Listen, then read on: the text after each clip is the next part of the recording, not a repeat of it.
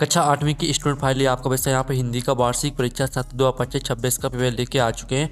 आप लोग बहुत सारे यहाँ पर कमेंट रहे थे कि वैसे हिंदी का पेपर लाओ, तो फाइनली आपका पेपर आ चुका है।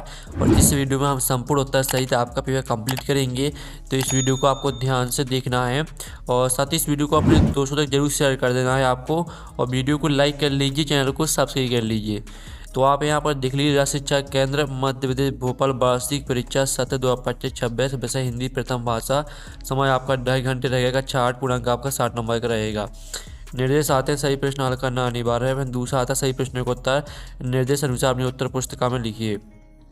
बहुविकल्पी प्रश्न आते हैं आपके 1 से 5 तक। निर्देश आता है प्रश्नों को पढ़कर नीचे दिए विकल्पों में सही विकल्प चुनकर उत्तर लिखिए। तो प्रश्न पहला आता आर्यभट्ट की पुस्तक का नाम था, तो आपका था ज्योतिष शास्त्र और बी था आर्यभट्टीय, सी आता गणित शास्त्र और डी था शिक्षा शास्त्र। तो आर्यभट्ट की जो पुस्तक का नाम है वो है आपका आर्यभट्टीय। फिर आपका दूसरा था वर्दे कविता के रचयिता हैं, तो आपका था सुरगन त्रिपाठी, बी था जयशंकर प्रसाद, सी आता है गिरधर और डी थे महादेव वर्मा। तो वर्दे जो कविता के रचयिता हैं वो आपके सुरगन त्रिपाठी हो जाएंगे। और तीसरा आपका आता मेरो मन अनंत कहाँ सुख पावे में अलंकार है, तो आपका यह था अनुप्रास, बी था उपमा, सी था आपका रूपक और डी था उत्प्रेक्षा। तो यहाँ पर मेरो मन अनंत कहाँ सुख पावे में जो आपका अलंकार रहेगा वो आपका उपमा हो जाएगा।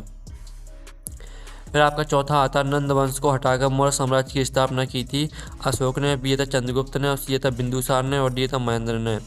तो नंद वंश को हटाकर मौर्य साम्राज्य की जो स्थापना की थी वो चंद्रगुप्त ने की थी। ठीक है, इस तरह से आपका जो चौथा सही विकल्प है वो भी कंप्लीट हो जाता है। पांचवा आता है तुलसीदास की भक्ति निम्नलिखित में से किस भाव की है, तो आपका था सखा भाव, बी था दास भाव और सी था मित्र भाव और डी था गुरु भाव।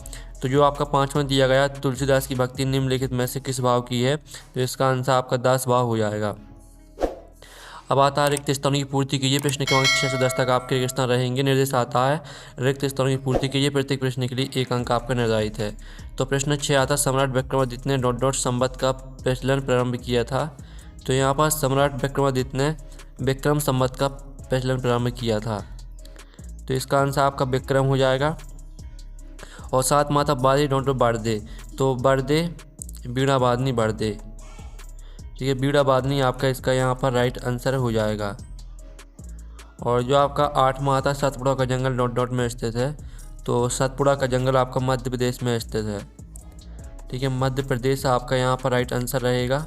और जो आपका यहाँ पर 9 आता रसोई घर शब्द में ... समास है, तो रसोई घर शब्द में आपका तत्पुरुष समास। ठीक है, तत्पुरुष आपका यहाँ पर हो जाएगा 9वें का आंसर।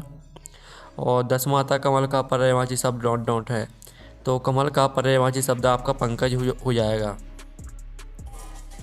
ठीक है, इस तरह से जो है आपके रेगिस्तान वो कंप्लीट हो जाते हैं। आपने अच्छे से याद कर लिए होंगे। अब अति लघुत्तीय प्रश्न आते हैं 11 से 16 तक। तो 11वां आता है नव के माध्यम से कवि क्या कहना चाहता है। तो चलिए इसका जो उत्तर है वो हम यहाँ पर देख लेते हैं। आप लोग वीडियो को लाइक जरूर कर लीजिए।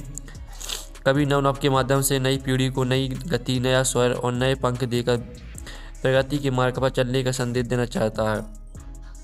फिर 12वां आता बाली को क्या वरदान प्राप्त था, तो इसका आंसर है बाली को यह वरदान प्राप्त था कि जो भी उसके सामने युद्ध के लिए आता उसकी आदि शक्ति बाली के शरीर में समा जाती थी।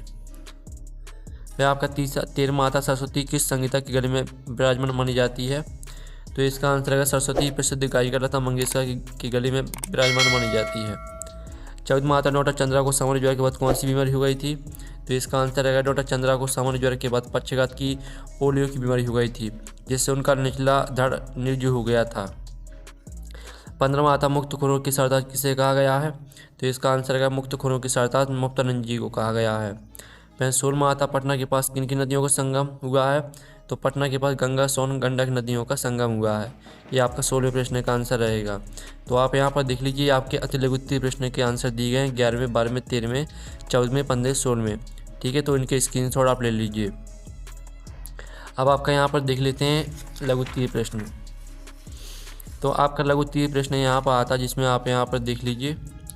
ठीक है, अमृता देवी का नारा क्या था। ठीक है, 17वां प्रश्न दिया गया है आपका अमृता देवी का नारा क्या था, तो इसका जो आंसर रहेगा वो आप यहाँ पर देख लीजिए। अमृता देवी का प्रसिद्ध नारा था सिर साटे रूख रहे तो भी सस्त जाड़। इसका अर्थ है कि यदि सिर कटवाकर भी एक पेड़ की रक्षा होती है तो इसे सस्ता ही समझना चाहिए।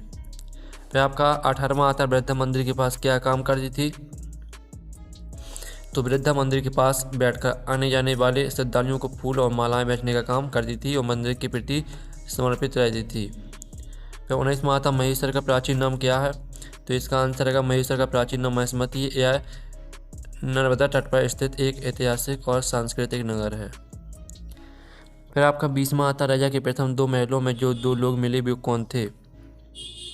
तो यहाँ पर राजा के प्रथम 2 महलों में जो 2 लोग मिले वे क्रमशः पहरेदार और महल के सेवक थे जो राजा को मार्ग दिखाने या रोकने का कार्य करते थे।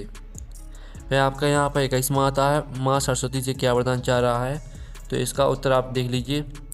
कवि माँ सरस्वती से वरदान चाह रहा है कि भारत के नागरिकों के हृदय से अज्ञान का अंधकार दूर हो जाए, विद्या का प्रकाश फैले और सबको नई गति एवं नई चेतना मिले। फिर आपका आता है 22वां सामने वाली की आधी ताकत अपने में खींच लेने की शक्ति हम सब में है कैसे? तो इसका आंसर देख लीजिए। हमारे अंदर आत्मविश्वास और दृढ़ इच्छा शक्ति की कमी होती है। यदि हम मन में ठान लें और डरे नहीं तो सामने वाले का मनोबल गिर जाता है और उसकी आधी शक्ति स्वतः ही हमारे मानसिक प्रभाव से क्षुण्ण हो जाती है। फिर आपके यहाँ पर दिए हुए 3 प्रश्न आते हैं 23 से 26 तक। तो 23वां आपका आता किसी एक महापुरुष में आपको 10 वाक्य लिखने हैं। जवाहरलाल नेहरू, महात्मा गांधी, नोटा अम्बेडकर। तो हम यहाँ पर महात्मा गांधी पर आपके 10 वाक्य देख लेते हैं।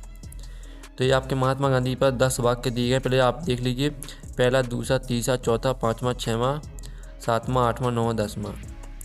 फिर आपका आता है 24वां जहाज का पक्षी किस बात का प्रतीक है? आशय स्पष्ट कीजिए।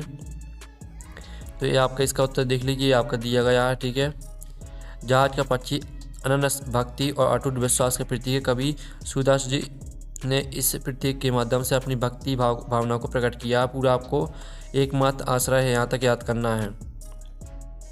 26वां आपका आता अपने प्रधान अध्यापक को 3 दिवस की छुट्टी के लिए आपको आवेदन पत्र लिखना है।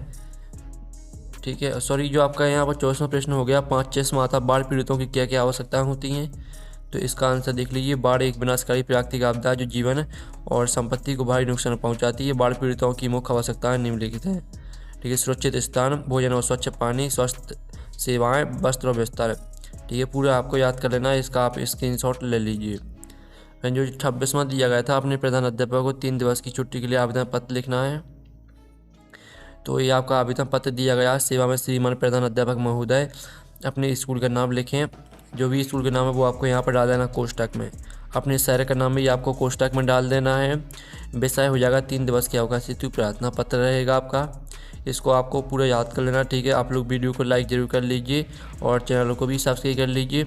आपका इस तरह से जो हिंदी का पेपर है वो कंप्लीट हो जाता है। साथ ही आपको कक्षा 8वीं के यहाँ पर सभी विषय के पेपर मिल जाएंगे हमारे चैनल पर। हमने सभी विषय के डाल दिए हैं। ठीक है, तो हम स्टूडेंट नेक्स्ट वीडियो में मिलेंगे। Thanks for watching.